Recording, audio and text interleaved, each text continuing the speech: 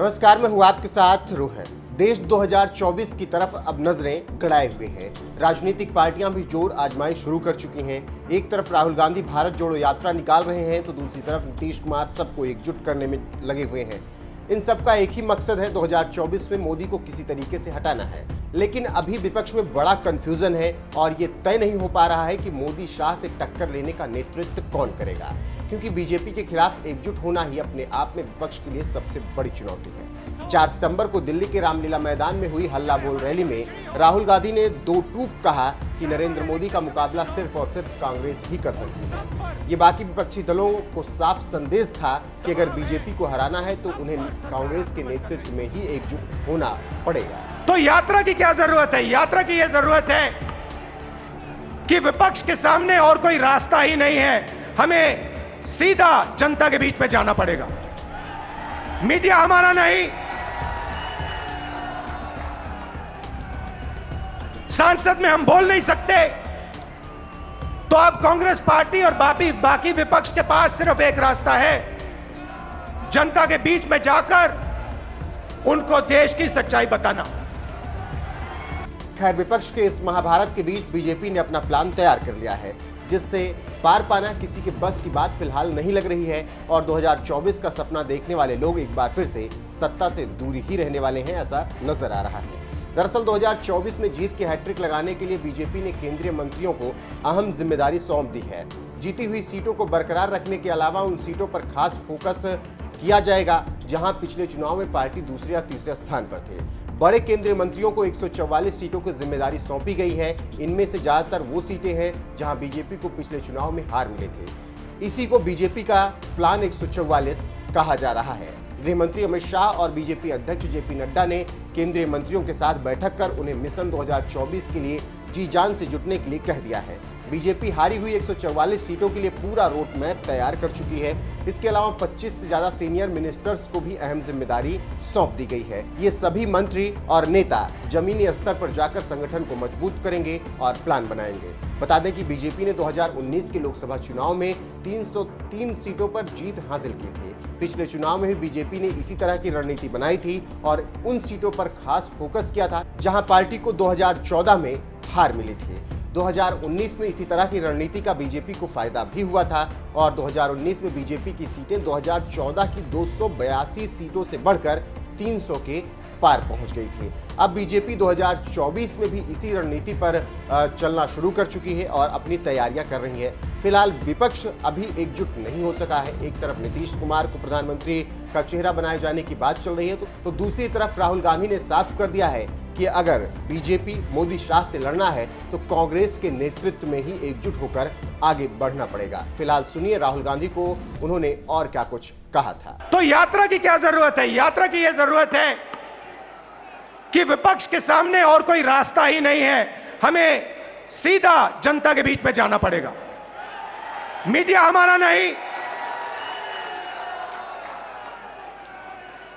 सांसद में हम बोल नहीं सकते, तो अब कांग्रेस पार्टी और बाकी विपक्ष के पास सिर्फ एक रास्ता है, जनता के बीच में जाकर उनको देश की सच्चाई बताना।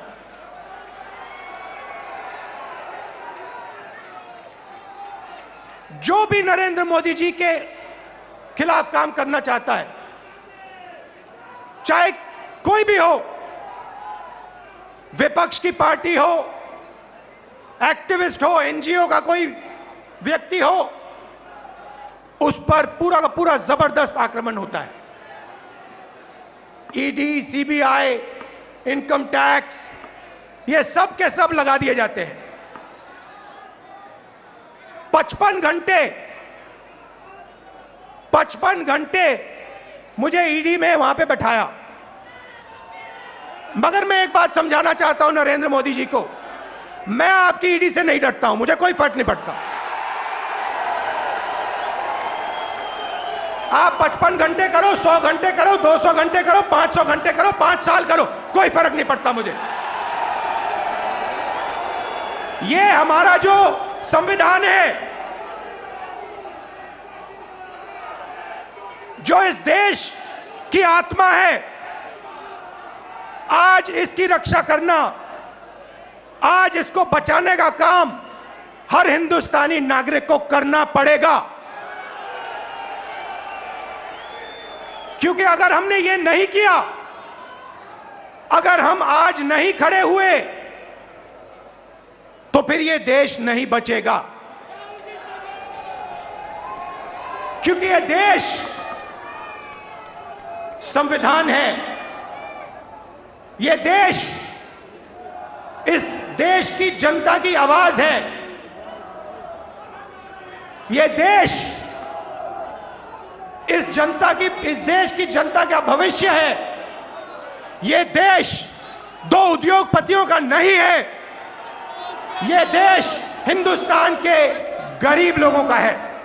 और आज दो हिंदुस्तान बन गए हैं, एक मजदूरों का, गरीबों का, किसानों का, बेरोजगार युवाओं का। उस देश में कोई सपना नहीं देखा जा सकता। उस देश में अगर आप रोजगार चाहते हो नहीं मिल सकता, अगर आप अपने बच्चों को कॉलेज यूनिवर्सिटी में भेजना चाहते हो आप नहीं कर सकते हो। उस देश में आपको अपना खून पसीना देना पड़ेगा, और खून पसीना देने के बाद आपको कोई फायदा नहीं मिलेगा। और दूसरा देश इसी हिंदुस्तान के अंदर 2, 3, 10, 15 उद्योगपतियों का, अरबपतियों का, उसमें आप जो भी सपना देखना चाहते हो देख सकते हो। जो भी आप चाहते हो आपको हिंदुस्तान में मिल जाएगा। भाइयों और बहनों, इन दो देशों के बीच में लड़ाई है। नरेंद्र मोदी जी की विचारधारा कहती है कि देश को बांटना है और पूरा का पूरा फायदा चुने हुए लोगों को देना है। हमारी विचारधारा कहती है कि देश सबका है और देश की जनता जो अपना खून और पसीना देती है उसका फायदा 2-3 उद्योगपतियों को नहीं मिलना चाहिए। उसका फायदा हिंदुस्तान के किसान को, मजदूर को, गरीब को, बेरोजगार युवाओं को मिलना चाहिए। यह फर्क है। और आप चाहिए, आप आज चले जाइए और किसी भी छोटे दुकानदार से, किसी भी मजदूर से, किसी भी स्मॉल और मीडियम बिजनेस वाले से, किसी भी किसान से पूछ लीजिए क्या यूपीए के समय और आज के समय में क्या फर्क है। यूपीए के समय में 70,000 करोड़ रुपए यूपीए की सरकार ने हिंदुस्तान के किसानों को दिया बिना पूछे।